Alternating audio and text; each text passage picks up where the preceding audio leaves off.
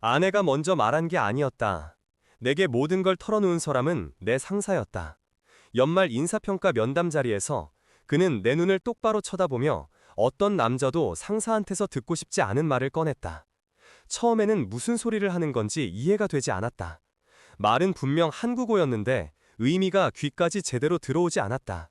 마치 꿈에서나 들을 법한 대사가 공기 중에 떠다니다가 내 앞에서만 형태를 잃는 느낌이었다. 나는 그의 맞은편 깔끔하게 닦인 회의실 테이블을 사이에 두고 앉아 있었다. 셔츠 단추를 하나 풀까 말까 고민하다가 괜히 지는 기분이라 꾹 참고 허리는 지나치게 꼿꼿하게 세운 채로 오늘은 분명 좋은 날이어야 했다. 팀장도 슬쩍 귀띔해졌고 실적도 나쁘지 않았고 요 몇 달 야근한 날을 세워보면 생각만 해도 어이가 없을 정도였다. 승진 얘기가 안 나오는 게 더 이상할 정도라고 나는 어젯밤까지도 믿고 있었다. 내 상사는 박상무였다. 40대 후반, 늘 구김 하나 없는 셔츠, 손목에는 비싸 보이는 시계, 자신감이라는 단어를 사람으로 만들어 놓으면 딱 저럴 것 같은 얼굴. 지난 몇 년 동안 나는 이 사람에게 인정받기 위해 살았다. 회식도 빠지지 않고 참석했고 보고서도 마감 전에 뽑아 올렸고 눈치는 또 얼마나 받는지 모른다. 그 모든 시간이 갑자기 다른 의미로 다가오기 시작했다. 민준 씨, 그가 내 이름을 불렀다. 평소보다 한 톤 낮게 이상하게 조심스러운 목소리로. 이번 분기 성과 얘기 하기 전에 먼저 짚고 넘어가야 할 게 하나 있어요. 개인적인 이야기입니다. 개인적인. 그 단어가 입 밖으로 나온 순간 공기 질감이 달라졌다. 나는 짧게 눈살을 찌푸렸다. 인사평가 자리에서 개인적인 이야기라니. 머릿속으로 가능한 시나리오를 몇 가지 떠올려갔다. 혹시 내가 실수한 게 있나? 회사 밖에서 뭔가 문제라도 된 적 있었나? 아니면 누가 민원을 넣었나? 어떤 경우에도 그 다음에 이어질 말을 나는 상상하지 못했다. 무슨 일인지 말씀해 주시죠. 내 목소리는 생각보다 침착하게 나왔다. 마치 이 상황에서 침착할 이유라도 있는 사람처럼. 박상무는 잠시 눈을 감았다 뜨더니 손가락을 깍지 낀 채로 내 쪽을 보았다. 회의실 유리창 너머로는 사무실이 보였고 그 뒤로 서울의 겨울 하늘이 칼날처럼 서 있었다. 창에 비친 내 얼굴은 어딘가 낯설었다. 지금부터 하는 말은 변명은 아닙니다. 그가 먼저 선을 그었다. 어떤 말로도 정당화될 수 없는 일이라는 거 저도 알고 있어요. 그래도 제가 직접 말해야 할 것 같아서요. 숨을 한번 깊게 들이킨 뒤 그는 아주 간단한 한 문장을 내게 던졌다. 그동안 민준 씨 아내와 관계를 가져왔습니다. 순간 소리가 사라졌다. 정확히 말하면 세상의 소리가 사라진 건 아니었다. 복도 끝에서 누군가 웃는 소리가 들렸고 프린터 돌아가는 소리도 들렸고 스마트폰 진동이 책상 위 어딘가에서 달그락거리는 것도 들렸다. 그런데 그 모든 게 멀리서 나는 소리처럼 수면 아래에서 들려오는 소리처럼 희미해졌다. 죄송합니다. 그가 말했다. 수진 씨, 이름은 수진이죠.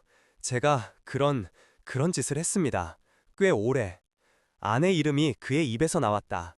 그가 회사 회식 자리에서 한두 번 부른 적은 있지만 지금처럼 이렇게 조심스럽게 마치 깨지기 쉬운 물건을 다루듯이 부르는 건 처음이었다. 나는 웃음이 나왔다. 짧고 마른 웃음. 농담이죠?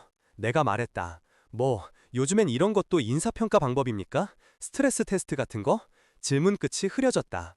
말하면서도 이게 말이 안 된다는 걸 알고 있었기 때문이다. 농담이었다면 그는 여기서 웃어야 했다. 농담이에요. 그런 표정 하지 말아요 하면서. 하지만 그의 얼굴에는 미안함과 혐오가 뒤섞인 표정만 떠올라 있었다. 그 혐오는 나를 향한 것이 아니라 자기 자신을 향한 것처럼 보였다. 농담이면 좋겠네요. 그가 힘없이 웃었다. 정말 아니었으면 좋겠습니다. 그런데 사실입니다. 제가 선을 넘었고 그 선을 넘는 걸 반복해왔어요. 내 심장은 빠르게 뛰기 시작했지만 동시에 뭔가가 안쪽에서 서서히 얼어붙는 느낌이 들었다. 얼마나 됐습니까? 나도 모르게 입에서 나온 질문이었다. 얼마나 계속된 겁니까? 그는 눈을 한번 감았다가 떴다. 대답을 고르는 시간이 길지 않았다는 게 더 끔찍했다. 이미 준비해둔 잡처럼 자연스럽게 미끄러져 나왔다. 대략 8달 정도 됐습니다. 8달. 숫자가 머릿속에서 뱅뱅 돌았다. 작은 숫자도 아니고 그렇다고 엄청나게 큰 숫자도 아닌 애매하게 길어서 더 잔인한 시간. 나는 8달 동안 뭘 하고 있었을까? 야근, 주말 출근, 고객사 미팅, 팀 회식, 그 모든 시간들이 한꺼번에 머릿속에서 재생되기 시작했다. 그리고 그 시간들 사이사이 내가 집에 없었던 그 틈들을 누군가가 가져다 쓴다는 상상이 들었다. 왜 지금 말하는 겁니까? 나는 겨우 그 말을 꺼냈다. 더 일찍 말했어야죠. 아니, 애초에 하지 말았어야죠. 맞습니다. 그는 고개를 끄덕였다. 인정이 너무 빨랐다. 처음부터 하지 말았어야 하는 일입니다. 그건 100번, 1000번을 말해도 부족하죠. 그런데 이미 저질러졌고 저는 그 사실을 숨긴 채 여기 앉아서 당신 인사고과를 이야기하려고 했습니다. 그게 도저히 안 되더군요. 우리 둘 다 속이는 일 같아서. 우리 둘 다. 그 표현이 내 귀에 걸렸다. 우리 둘 다요? 회사도 그렇고요. 그의 시선이 잠깐 테이블 위를 스쳤다. 민준 씨는 열심히 했습니다. 진짜로요. 제가 누구보다 잘 알죠. 야근, 주말, 고객사 응대, 각종 잡 업무까지. 그걸 보면서 저는 매번 죄책감을 느꼈습니다. 그러면서도 멈추지 않았고요. 그래서 어제 수진 씨와 완전히 끝내자고 했습니다. 그리고 오늘 당신에게 말하기로 했고요. 어제 그 말 하나가 어젯밤을 되돌려 놓았다. 어제 집에 들어갔을 때 수진은 평소보다 조금 더 멍한 얼굴로 TV를 보고 있었다. 내가 들어오는 소리에 뒤돌아보며 웃었고 자연스럽게 왔어? 라고 말했다. 평소와 다를 바 없었다. 샤워를 마치고 나왔을 때는 이미 잠든 척 누워 있었다. 내가 침대에 눕자 무의식처럼 나에게 몸을 붙였다. 그게 끝낸 다음 날의 행동이었다. 그래서 이제 다 정리했으니 괜찮을 거라고 생각하셨습니까? 내가 물었다. 저는 모르는 채로 그냥 잘 살아주길 바랐던 겁니까? 괜찮을 거라고 생각한 적은 없습니다. 그가 고개를 저었다. 다만 당신에게 말하지 않고 끝내는 쪽이 덜 상처를 줄 거라고 그렇게 스스로 설득하고 있었습니다. 변명인 거 알지만요. 변명이라는 단어를 직접 꺼내면서도 그는 전혀 안심하지 못하는 얼굴이었다. 수진이, 아니 당신 아내는 당신을 사랑한다고 했습니다. 그가 계속 말했다. 당신을 버릴 생각은 없고 일시적인 뭐라고 해야 할까요? 일탈 같은 거라고 그렇게 말했습니다. 제가 그 말을 믿고 싶었던 건 제 비겁함 때문이겠죠. 제 아내가 당신에게 그런 말을 했습니까? 내가 물었다. 저를 사랑한다고? 그는 고개를 천천히 끄덕였다. 네. 그래서 더 더럽게 느껴졌습니다. 제가 하고 있는 일이. 회의실의 공기가 점점 더 무거워졌다. 나는 의자에 앉아 있으면서도 마치 바닥이 기울어지는 듯한 느낌을 받았다. 유리창에 비친 내 얼굴이 약간 기울어져 보였다. 승진 얘기는요? 나는 갑자기 생각난 듯 물었다. 승진 심사에서 떨어진 건 제 능력이 부족해서였습니까? 아니면 말을 끝까지 잊지 못했다. 그는 그 나머지 부분을 이미 알고 있다는 듯한 얼굴을 했다. 당신이 못해서 떨어진 것 아닙니다. 그가 말했다. 몇 번은 오히려 제외시킨 쪽에 가깝죠. 같은 조직 안에서 계속 마주치는 게 죄책감 때문에 힘들어서. 바보 같죠. 죄책감은 느끼는데 행동은 그 죄책감에 맞지 않게 한 겁니다. 나는 쓴웃음을 터뜨렸다. 멋지네요. 제 커리어까지 희생하시면서 양심을 지키려고 하셨군요. 그가 대꾸하지 못했다. 한동안 아무 말도 나오지 않았다. 회의실 밖에서는 누군가 커피를 나르며 떠드는 소리가 들렸다. 누군가는 막 입사한 신입의 실수를 두고 농담을 던졌다. 아주 평범한 회사 오전 풍경이었다. 내가 방금 들은 이야기를 빼고는. 인사팀에 얘기하셔도 됩니다. 그가 조심스럽게 말을 이었다. 법적인 조치든 회사 내에서 조치든 어떤 결과든 받아들이겠습니다. 제가 책임져야 할 일입니다. 나는 그의 얼굴을 한 번 더 똑바로 봤다. 이 사람이랑 회의도 많이 하고 술자리에서 회사 욕도 같이 하고 때로는 가족 이야기까지 주고받았다. 그때마다 나는 이 사람을 어느 정도 믿을 만한 상사라고 생각했다. 그 믿음의 모양이 눈앞에서 뒤집혀 있었다. 더 이상 이 자리에서 할 수 있는 이야기는 없었다. 나는 자리에서 일어났다. 다리가 약간 떨리는 게 느껴졌지만 어떻게든 중심을 잡았다. 민준 씨, 그가 나를 불렀다. 손잡이에 손을 얹은 채로 나는 조금 돌아보았다. 정말 미안합니다. 그가 말했다. 당신한테 사람으로서 해서는 안 될 짓을 했습니다. 상무님, 나는 그의 직함을 끝까지 붙였다. 앞으로도 아마 제 인생에서 가장 많이 떠올릴 얼굴 중 하나일 겁니다. 좋은 의미로는 아니겠지만요. 문을 열고 나가자 사무실에 형광등 불빛이 눈부셨다. 누군가는 모니터 앞에서 졸고 있었고, 누군가는 커피를 들고 회의실로 뛰어가고 있었고, 누군가는 단톡방에 들어온 짤을 보며 웃고 있었다. 아무도 몰랐다. 조금 전 그 안에서 한 사람의 인생이 반으로 갈라졌다는 걸. 자리로 돌아와도 아무것도 손에 잡히지 않았다. 화면은 켜져 있는데 어디를 봐야 할지 몰랐다. 비밀번호를 치려다가 물뜩 어떤 숫자도 떠오르지 않아 손을 멈췄다. 그냥 멍하니 모니터를 바라보자 반사된 내 얼굴이 허공에 떠 있는 것 같았다. 이대로 앉아있는 건 의미가 없다는 생각이 서서히 들었다. 나는 알림창을 열고 팀 단톡에 메시지를 하나 남겼다. 몸이 안 좋습니다. 오늘은 먼저 들어가겠습니다. 보내기를 누르자마자 의자에서 일어나 코트를 집어들었다. 스마트폰이 주머니 안에서 계속 진동했지만 확인할 마음이 들지 않았다. 엘리베이터 앞에 서서 숫자가 내려오는 걸 멍하니 지켜보았다. 회사 로고가 붙어있는 문, 정수기 옆에 붙은 사내 공지, 복도 끝 화분에 물을 주고 있는 총무팀 직원, 모든 것이 낯설게 느껴졌다. 지하 주차장으로 내려가 차에 올라탔다. 스타트 버튼을 누르고도 한동안 움직일 수가 없었다. 스티어링 휠 위에 손만 올려놓은 채 숨을 깊게 들이쉬고 내쉬기를 반복했다. 그때서야 폰을 꺼내 화면을 켰다. 메시지가 여러 개와 있었다. 모두 같은 이름이었다. 수진. 오빠, 오늘 회식 있어? 전화 왜 안 받아? 회사에 갔는데 자리에 없다고 해서 무슨 일 있어? 나 너무 불안해. 연락 좀 받아줘. 나는 답장을 쓰려다가 손가락을 멈췄다. 괜찮아 라고 쓰는 건 거짓말이었다. 나중에 얘기하자 라고 쓰면 그 나중을 내가 견딜 수 있을지 모르겠었다. 결국 아무 말도 쓰지 않은 채 화면을 꺼버렸다. 집에 바로 가는 건 도저히 상상이 되지 않았다. 그 집의 거실, 그 소파, 그 침대, 그 모든 공간이 한순간에 다른 의미를 띠게 되었다. 내가 없는 시간을 채운 사람들이 이 공간에 있었다는 사실이 머릿속에서 구체적인 그림으로 자꾸 떠올랐다. 나는 한참을 멍하니 앉아 있다가 결국 차를 출발시켰다. 어디로 가야 할지 정하지 않은 채로. 하이패스가 찍히는 소리가 차 안을 울렸다. 어느새 강변북로를 타고 있었다. 한강이 옆으로 길게 늘어져 있었다. 예전부터 답답할 때면 가끔 내려서 앉아있던 곳이 떠올랐다. 여름밤에는 사람들이 많았지만 지금 같은 계절에는 상대적으로 한산한 그런 곳. 공영주차장에 차를 세우고 강 쪽으로 걸어 내려갔다. 찬바람이 얼굴을 스쳤다. 손을 주머니에 쑤셔넣고 난간 앞으로 천천히 다가갔다. 강물은 늘 그렇듯 묵묵히 흘러가고 있었다. 도시의 소음, 멀리서 들리는 자동차 경적, 어딘가에서 웃고 떠드는 사람들 소리, 다 섞여서 하나의 배경음처럼 들렸다. 나는 난간에 손을 올려놓고 강물 위를 멍하니 달아보았다. 머릿속은 시끄러운데 생각은 정리가 되지 않았다. 방금 들은 말을 천천히 되짚어보려 해도 어느 지점에서 자꾸 감정이 끼어들어 흐름을 끊었다. 8달, 그 사이에 있었던 장면들이 하나씩 떠올랐다. 작년 늦가을, 어느 금요일 밤. 나는 회사에서 전화 한 통을 받고 갑자기 고객사 쪽으로 자료를 보내야 한다는 말을 들었다. 집에 들어갈 수 있었던 시간은 대략 밤 10시쯤이었지만 나는 새벽 1시가 넘어서야 컴퓨터를 끌 수 있었다. 그때 수진이 카톡을 보냈다. 오늘도 늦어? 운전 조심하고. 내가 미안, 거의 끝나간다 라고 답장을 보냈을 때 이미 시계는 11시를 넘기고 있었다. 그날 그녀는 잠들기 전에 한 번 더 메시지를 보내왔다.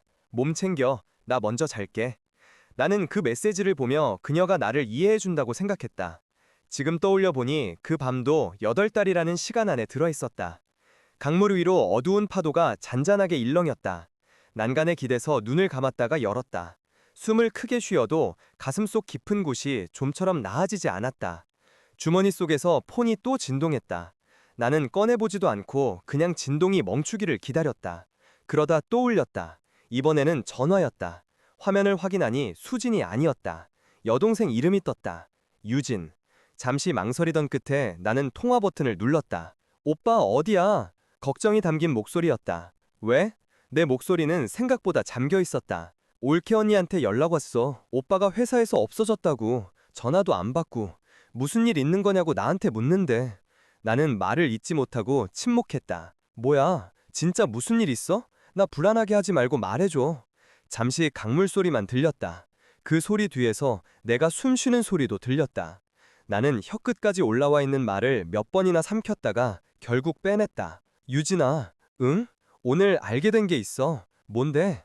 그녀의 목소리가 조금 낮아졌다. 준비하는 목소리였다. 수진이 바람 피웠다. 말이 입 밖으로 나오는 순간 현실감이 조금 더 선명해졌다. 단어가 공기 중에서 무게를 얻은 것 같았다. 뭐? 유진이 거의 속삭이듯 되물었다. 누구랑? 나는 짧게 웃었다. 웃음인지 숨인지 애매한 소리가 나왔다. 내 상사랑 회사 상사? 전화기 너머에서 욕이 터져나오는 게 들렸다. 그녀는 원래 욕을 자주 하는 편이 아니었다. 언제부터야? 8달 정도 됐대. 그걸 어떻게 알았어? 올케 언니가 말했어? 아니, 상무가 얘기해줬다. 인사평가 자리에서. 유진은 한동안 아무 말도 하지 않았다. 무거운 숨소리만 들렸다. 오빠, 응. 지금 혼자야? 응. 집에는 안 갔고? 안 갔지. 갈 자신이 없어서. 어디야? 데리러 갈까? 괜찮아. 한강 쪽에 있어. 그냥 바람 좀 쐬다가 생각 정리하고 들어가려고. 이럴 때 혼자 있지 마. 제발 혼자 버티려고 하지 말고. 나한테 기대면 안 되냐? 마음이 약해질 만한 말이었다. 하지만 지금은 그 약해짐조차 버거웠다. 나 지금 누구 말도 제대로 못 들을 것 같아. 내가 솔직하게 말했다. 네 말도, 엄마 말도, 누구 말도. 그래도 전화는 해줘. 집에 들어가다가 진짜 이상한 생각하면, 후회할 짓 하면 나 평생 원망할 거야. 그럴 생각은 없어. 나는 단호하게 말했다. 죽을 생각 같은 건 없어. 그럴 가치도 없는 사람들한테 내 목숨까지 주고 싶지는 않으니까. 유진이 길게 숨을 내쉬었다. 알았어. 그 말 믿을게. 대신 오늘 밤 어디서 잘 건지 정도는 나한테 알려줘. 알았지? 응. 전화를 끊고 나니 강 건너편 아파트 단지 불빛이 더 또렷하게 보였다. 누군가는 지금 저기서 라면을 끓이고 있을 수도 있고, 누군가는 시험 공부를 하고 있을 수도 있고, 누군가는 애를 재우고 있을 수도 있다. 평분한 일상. 그 안에 배신은 어쩌면 언제나 있을 수 있겠지만, 적어도 오늘 이 순간 저 불빛들은 아무것도 모르는 듯 반짝이고 있었다. 한참을 더 서 있다가 나는 결국 다시 차로 돌아왔다. 이 상태로 밤을 보낼 곳이 필요했다. 집은 안 되고 야근하는 척 회사로 돌아갈 수도 없었다. 자연스럽게 떠오른 건 회사 근처에 있는 비즈니스 호텔이었다. 몇 번 출장 온 손님들이 묵었던 곳. 나는 호텔로 향했다. 프론트 데스크에서는 밝은 얼굴의 직원이 인사했다. 어서 오세요 라는 말이 낯설게 느껴졌다. 이곳 사람들은 내가 어떤 얼굴로 들어왔는지 신경 쓰지 않았다.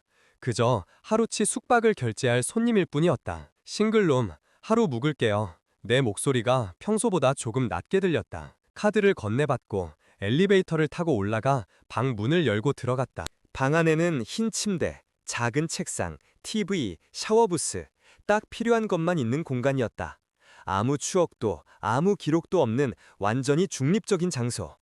나는 침대 모서리에 앉았다. 코트도 벗지 않은 채 두 손을 무릎 위에 올려놓고 한참 동안 움직이지 않았다. 그제야 화가 났다. 낮에는 충격이 감각을 잠식해서 제대로 된 분노를 느낄 여유조차 없었다. 하지만 호텔방에 홀로 앉아있으니 정신이 조금씩 맑아지는 대신 감정들이 제 모습을 드러내기 시작했다. 분노는 생각보다 조용한 얼굴을 하고 있었다. 얼굴이 붉어져서 고함을 지르는 그런 분노가 아니었다. 인스테드 서늘한 아주 천천히 끓는 물 같았다. 위로 올라올수록 온도가 높아지는데 겉에서는 티가 잘 나지 않는 박 상무에 대한 분노, 수진에 대한 분노, 그리고 어쩔 수 없이 나 자신을 향한 분노까지. 내가 너무 그 회사에, 그 상사에게, 그 자리 하나에 매달려 있었던 건 아닌가. 집에서 보내야 했던 시간들을 내 선택으로 회사에 쏟아붓고 그것이 결국 두 사람에게 공간을 만들어줬다는 사실이 머릿속을 떠나지 않았다. 그렇다고 해서 그들이 한 행동이 정당화되는 건 아니었다. 절대 아니다. 누군가의 외로움이, 누군가의 과로가, 누군가의 공허함이 이런 배신의 면죄부가 될 순 없다. 하지만 내가 비워둔 자리에서 그들이 무슨 짓을 하고 있었는지 상상하게 되는 건 내 몫이었다. 침대에 몸을 눕히자 천장이 낯설게 낮게 느껴졌다. 폰을 꺼내 화면을 켜니 여전히 메시지 알림이 줄줄이 떠 있었다. 어젯밤 이후로도 수지는 수차례 메시지를 보내고 전화를 걸고 음성 메모까지 남겨놓았다. 오빠, 제발 말 좀 해줘. 회사에서 무슨 일 있었던 건지라도 알려줘. 집에 왔는데 신발만 입고 사람이 없으면 그거 진짜 너무 무서운 거 알아? 정말 미안해. 뭐라고 말을 해야 할지 모르겠어. 그래도 어디 있는지는 알려줘. 응? 나는 답을 하지 않았다. 대신 내일 해야 할 일들을 생각했다. 내일은 도망치지 않고 집에 가서 제대로 말을 들어야 했다. 변명도, 울음도, 후회도, 그 모든 걸. 내일은 내가 묻고 싶었던 질문들을 끝까지 물을 거다. 그리고 내 인생을 어떻게 할지 정해야 했다. 화가 난 상태에서가 아니라 최대한 맑은 정신으로. 오늘 밤은 그 결정을 준비하는 시간이었다. 낯선 호텔 침대에서 나는 한참 동안 눈을 감지 못했다. 하지만 이상하게도 누군가의 거짓말이 있는 공간보다는 이렇게 아무 기억도 없는 방이 조금 더 안전하게 느껴졌다. 적어도 여기에는 숨기는 사람이 없으니까. 다음 날 아침, 나는 예상보다 일찍 눈을 떴다. 몸은 피곤했지만 머리는 오히려 어제보다 더 또렷했다. 샤워를 하고 대충 얼굴만 닦고 호텔을 나섰다. 집으로 가는 길은 어제 회사에서 빠져나오던 길과는 다른 종류의 무거움을 가지고 있었다. 이제는 내가 진실을 알고 있다는 걸 그녀도 알고 있으리라는 전제 위에서 가는 길이었다. 아파트 단지 입구에 들어서자 익숙한 풍경들이 보였다. 경비실 앞에서 담배를 피우던 아저씨, 아침 산책을 나오는 노부부, 유모차를 끌고 나오는 젊은 엄마. 내가 사는 곳은 언제나처럼 조용하고 평범했다. 우리 집 현관 앞에 서자 심장이 한번 크게 쿵 하고 내려앉는 느낌이 들었다. 잠깐 눈을 감았다 뜨고 도어락 비밀번호를 눌렀다. 피빅 하는 소리와 함께 문이 열렸다. 거실에는 불이 켜져 있었다. 식탁 위에는 손도 대지 않은 김밥 한 줄과 미지근해진 국그릇이 놓여 있었다. 아마 어젯밤 내가 돌아오기를 기다리며 차려놓았던 걸 치우지 못한 듯했다. 수지는 주방 식탁 의자리에 앉아 있었다. 얼굴은 밤새 울었던 티가 역력했다. 내 모습을 보자마자 그녀는 벌떡 일어났다. 왔어? 그녀의 목소리는 갈라져 있었다. 나는 신발을 벗고 천천히 주방 쪽으로 걸어갔다. 어제 호텔에서 생각했던 대로 감정을 먼저 터뜨리지는 않기로 했다. 차갑게라도 끝까지 묻고 들어야 할 것들이 있었다. 앉아. 내 말에 그녀는 마치 학생처럼 순순히 의자로 다시 내려앉았다. 나는 맞은편에 앉았다. 식탁 사이 겨우 몇 뼘 되는 거리였지만 그 사이에 있는 건 8달이었고 그보다 더 오래 쌓인 믿음과 그걸 배신한 시간들이었다. 한동안 우리는 아무 말도 하지 않았다. 전자레인지 시계 소리만 똑딱거리며 흘렀다. 먼저 입을 연 건 나였다. 어제 박상무 만났어. 그녀의 눈동자가 순간 흔들렸다. 너무 빨리. 인사평가한다고 불러놨다가 다른 얘기를 하더라. 그녀는 숨을 들이켰다. 입술이 떨렸다. 뭐라고 했는데? 네 이름, 내가 말했다. 그리고 8달. 그녀는 더 이상 버티지 못하고 고개를 숙였다. 눈물이 떨어졌다. 어젯밤에는 감추려고 애쓰던 감정이 이제는 숨길 수 없는 모양이었다. 미안해. 첫 마디가 그거였다. 그 말은 나중에 하고 나는 잘라 말했다. 지금은 있는 그대로만 말해. 미화도, 축소도, 그냥 그랬어 같은 말도 필요 없어. 그냥 사실만 말해. 그녀는 손등으로 눈물을 거칠게 훔쳤다. 떨리는 숨을 고르려고 깊게 몇 번 들이마셨다가 내쉬었다. 언제부터야? 내가 물었다. 제대로 짚으면 처음 그 선 넘은 게 언제야? 작년 11월쯤. 그녀가 힘겹게 입을 열었다. 상무님이 오빠 야근 많은 거 걱정된다고 한번 저녁 먹자고 했을 때 그때가 처음이었어. 나는 그 자리를 기억하고 있었다. 작년 말 팀이 한번 크게 털리고 난 뒤 상무가 고생 많았다고 회식을 잡았고 그 자리에서 다음에는 가족들도 한번 같이 봅시다 같은 말을 했다. 당시에는 그냥 인사치레라고 생각했다. 그때 둘이 단둘이 만났어. 처음에는 오빠도 같이 있는 자리에서였지. 근데 그 다음에 내가 따로 불렀어. 네가? 응. 그녀는 고개를 끄덕였다. 그 사실이 더 깊은 곳을 찌르는 느낌이었다. 왜? 그 사람은 오빠 얘기를 들어줬거든. 그녀는 아주 낮은 목소리로 말했다. 오빠가 집에 늦게 들어오는 거, 회사에서 얼마나 힘든지 난 늘 짐작만 했었는데 그 사람은 구체적으로 얘기해줬어. 오빠가 어떤 표정으로 일하는지, 어디까지 버티는지. 그러면서 나한테도 물었어. 힘들지 않냐고, 요즘 어떤지. 그녀는 잠시 말을 멈췄다가 다시 이어갔다. 처음에는 그냥 누군가 내 얘기를 들어준다는 느낌이었어. 오빠한테 하려다가 참았던 말들이 있었거든. 회사 너무 미워하지 마 같은 말 말고 진짜 속마음, 나도 힘들다는 말. 그걸 그 사람한테 쏟아냈어. 그래도 선은 넘지 말았어야지. 내가 말했다. 누군가 들어주는 것까진 이해한다고 쳐도 그 다음은 선이 분명하잖아. 알아. 그녀가 눈을 질끈 감았다. 나도 그거 알아. 그래서 처음 그날 너무 무서웠어. 내가 뭘 하고 있는 건지. 끝나고 집에 돌아왔는데 오빠 얼굴을 제대로 못 보겠더라. 근데 또 나갔지? 내가 대신 말했다. 그녀는 고개를 끄덕였다.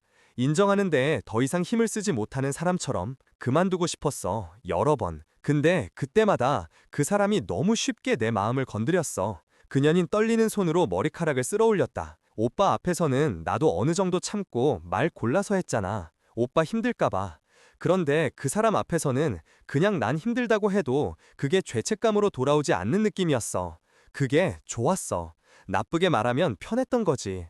나는 숨을 길게 들이켰다가 아주 천천히 내쉬었다. 분노와 함께 다른 종류의 감정도 올라오고 있었다. 내가 집에 두고 나온 것들에 대한 늦은 후회 같은 것. 그래서 8달 동안 계속한 거야. 내가 물었다. 집에 돌아와서 나를 보고 같이 밥 먹고 같이 자고 아침에 다녀와 하고 보내면서 그게 말해 지옥 같았어. 그녀는 울먹이며 말했다. 처음에는 그냥 잠깐이라고 생각했어. 오빠가 조금만 덜 바쁘면 내가 정신 차리면 금방 끝낼 수 있을 거라고. 그게 실수라고 부르면 안 되는 거 알면서도 그런 식으로 스스로를 속였어. 근데 시간이 지나니까 끝내기가 더 어려워졌어. 내가 더 많이 망가졌다는 걸 알면서도. 그러면 어제까지도 계속이었냐? 나는 그 질문을 하지 않을 수 없었다. 그녀는 고개를 저었다. 아니야. 어제 그 사람이 끝내자고 했어. 더 이상 이렇게는 못하겠다고. 오빠 볼 면목이 없다고. 나도 그 말에 동의했어. 그래서 진짜로 끝내자고. 우리 둘 다 바보 같은 짓 그만하자고. 아이러니했다. 이 배신을 끝낸 사람도 시작한 사람도 둘 다 내가 아니었다. 너는? 내가 물었다. 너 스스로 끝낼 생각은 했어? 아니면 누가 끝내주기만 기다린 거야? 그녀는 대답하지 못했다. 그 침묵이 답이었다.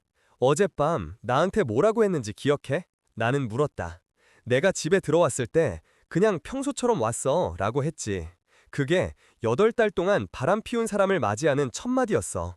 미안해. 또 그 말이었다. 그 말을 네가 생각하는 것보다 정말 많이 듣게 될 것 같아. 내가 중얼거리듯 말했다. 근데 지금은 다른 말이 더 필요해. 나는 그녀를 똑바로 바라보았다. 만약 어제 상무가 말을 안 했으면 너는 내게 이 얘기를 평생 안 하고 살 생각이었냐? 이번에는 망설임이 길었다. 그녀의 시선이 테이블 표면을 이리저리 헤매다 다시 내 눈을 겨우 찾았다. 응. 그녀는 아주 작게 그렇다고 말했다. 말 안 하고 그냥 끝냈다고 치고 오빠한테 잘해주면서 살려고 했어. 그게 내가 할 수 있는 최선이라고 생각했어. 너한테는 그게 최선이었겠지. 내가 말했다. 근데 그 최선이 내 삶에서는 최악이야. 그녀는 울음을 터뜨렸다. 숨을 제대로 쉬지 못하면서 목을 매는 소리를 냈다. 그 모습을 보고도 나는 예전처럼 달려가 안아주지 못했다. 손이 움직이지 않았다. 솔직하게 말해줘서 고맙긴 하다. 나는 입으로만 말했다. 늦었지만 그래도 적어도 지금 이 자리에서는 거짓말하지 말자. 수지는 고개를 끄덕였다. 눈물로 엉망이 될 얼굴을 숨길 생각조차 하지 못하는 것 같았다. 이제 어떡할 거야? 그녀가 물었다. 오빠, 나랑 이혼할 거야? 질문에는 공포가 그대로 묻어 있었다. 나는 바로 대답하지 못했다. 이건 어제부터 머릿속을 떠나지 않던 질문이기도 했다. 지금 당장 결론 내릴 생각은 없어. 내가 조심스럽게 말했다. 오늘 아침에 호텔에서 나 혼자 생각했어. 이걸 감정으로만 결정하면 나중에 후회할 것 같다고. 그렇다고 해서 없는 일로 치고 넘어갈 만큼 내가 둔하지도 않고. 그녀는 숨을 삼키듯이 들이켰다. 그럼 우리 시간 갖고 같이, 아니, 나는 잘라 말했다. 같이 생각하는 시간은 아닐 것 같아. 나는 나대로 생각해야 돼. 네가 없는 곳에서, 네가 없는 공기, 네가 없는 공간에서. 그래야 내 머리인지 내 울음에 휘둘리는 감정인지 구분이 될 것 같아서. 그녀는 그 말에 완전히 무너진 표정이 되었다. 오늘부터 당분간 집에는 나 혼자 지낼게. 내가 말했다. 너는 네가 갈 곳을 찾았으면 좋겠어. 당장은 부모님 집에 가든 친구 집에 가든 어디를 가든 상관없어. 근데 이 집에서는 우리 둘이 같이 못 있어. 최소한 내가 나를 다시 알아볼 수 있을 때까지는. 오빠, 그녀는 거의 기어들어가는 목소리로 나를 불렀다. 제발 한 번만 다시 생각해보면 안 돼? 나 진짜 어떤 벌이라도 다 받을게. 오빠가 원하면 무릎 꿇고 빌든 부모님께 다 말하든 회사에 알리든 뭐든 다 할게. 근데 제발 벌이라는 건 누가 정해주는 게 아니야. 내가 말했다. 네가 나 없이 살아보는 시간이 아마 네가 감당해야 할 벌 중 하나겠지. 내가 널 벌 주고 싶어서 말하는 게 아니라 난을 지키려고 하는 거야. 거실 공기가 유리처럼 차가워졌다. 우리는 서로 마주보고 앉아있으면서도 눈을 제대로 맞추지 못했다. 박상무랑은 이제 진짜 끝이야? 마지막으로 그걸 확인하고 싶었다. 응, 어제 그렇게 얘기하고 나도 연락 다 끊었어. 번호도 지운 상태야. 지우는 건 쉽지. 내가 말했다. 문제는 기억이 안 지워진다는 거지. 그녀는 고개를 숙였다. 나는 일어나며 말했다. 오늘 저녁까지 짐 조금 챙겨서 나가 있어줘. 그녀는 울면서도 고개를 끄덕였다.